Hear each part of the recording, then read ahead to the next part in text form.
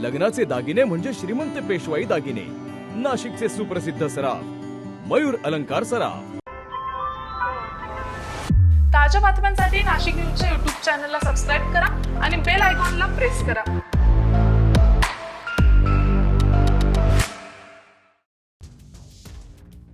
नाशिकमधील सातपूर परिसरात दिवसाढवळ्या चेन स्नॅचिंगची धक्कादायक घटना समोर आली आहे। जाधव संकुल येथील रहिवासी सुनीता डुमरे या सकाळी दुकानावर असताना 7:30च्या सुमारास दोन तरुण मोटारसायकलवर आले।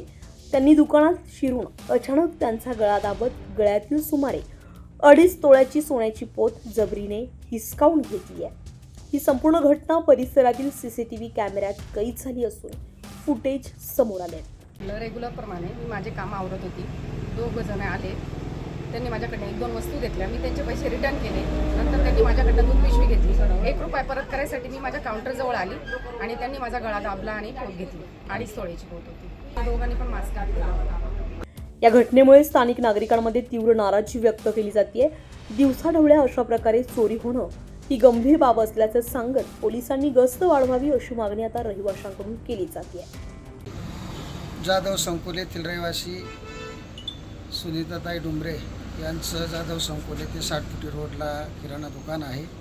सकाळी 7:30 ते 8च्या दरम्यानमध्ये ते दुकानातून घंटागाडी आली म्हणून कचरा टाकायला जात असताना तिकडून रिटर्न आल्या आणि एवढ्या सकाळी 2 तरुण एका मोटरसायकलवर आले। त्या गाडीला नंबर प्लेटसुद्धा नव्हती आणि अशा परिस्थितीमध्ये जर सकाळी 8-8:30 वाजता जर अशा प्रकारचं चोऱ्या होत असतील तर हे अतिशय निंदनीय आहे। सकाळी 8-8:30 वाजता जर चोर येतात म्हणजे या महाराष्ट्राचं बिहार झालं की काय अशी परिस्थिती या ठिकाणी निर्माण झालेली आहे। आणि म्हणून मी या ठिकाणी सातपूर पोलीस स्टेशनचे वरिष्ठ निरीक्षक सन्माननीय साहेबांना विनंती करतो, पोलिसांना विनंती करतो की आपण जसं रात्री गस्त घालता तसं सकाळीसुद्धा या ठिकाणी गस्त घालावा, गस्त वाढवावी।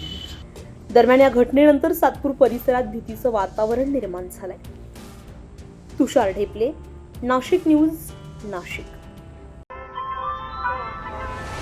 ताज्या बातम्यांसाठी नाशिक न्यूजच्या YouTube चॅनलला सबस्क्राईब करा आणि बेल आयकॉनला प्रेस करा।